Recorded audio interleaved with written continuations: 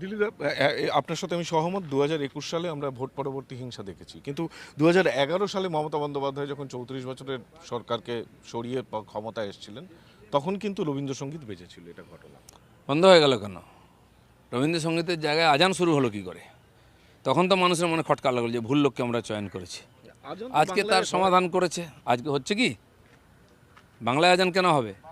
বাংলায় আজান হবে না। আজকে হচ্ছে, শুনতে পাচ্ছেন কোথায় আপনি? মসজিদ আছে, মসজিদে করুন। মন্দিরে মাইক বাজান, মন্দিরের ভিতরে বাজান। জোর করে কাউকে আজান বা ভজন শোনাবার দরকার নেই। তার জন্য নিশ্চিত আইন আছে, সেই আইনটা আমরা লাগু করেছি। আজকে লোক পরিবর্তন দেখতে পাচ্ছি।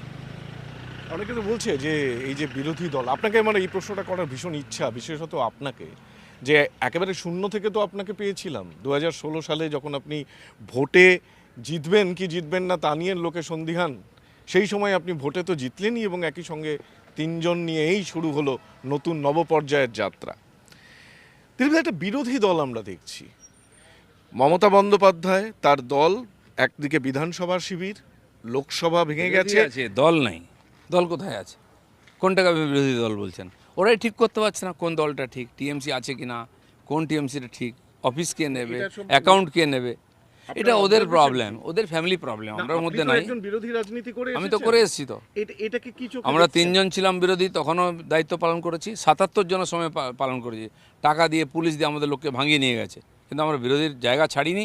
আমাদের মধ্যে বিভেদ আসেনি। শিখুক বিজেপির থেকে। মানুষ তাকে বিরোধীর মর্যাদা দিয়েছে, দায়িত্ব পালন করুন।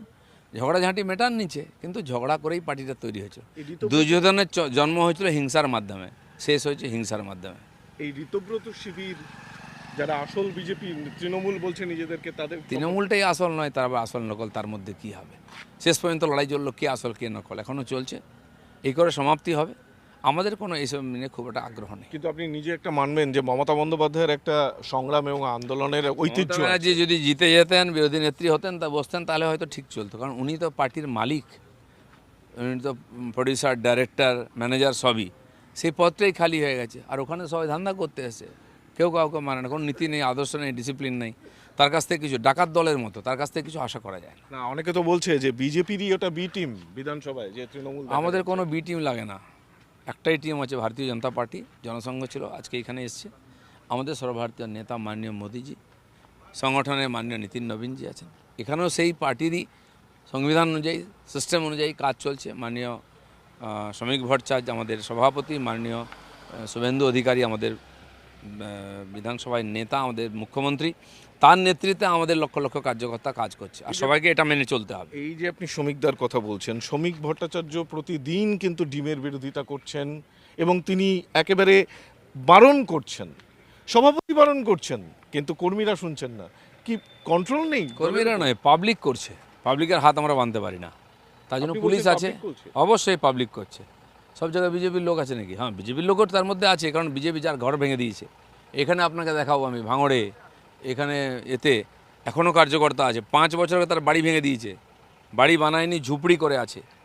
আমাকে বলেছে যে আমার মা রান্না করছিল বাড়িতে, তখন ঢুকে গুন্ডারা বাড়ি ঘর ভেঙেছে, বাসনপত্র ভেঙে দিয়ে গেছে। সেই ভাঙা হাঁড়িতে ভাত বানিয়ে 5 বছর খাচ্ছি আমি। এটা আমি ভুলতে পারি না, বাকি সবাই ভুলতে পারে। দিলীপ ঘোষ এটা নিজের জীবন দিয়ে দেখেছে। সেই জন্য গান্ধীবাদী অনেকে হতে পারেন।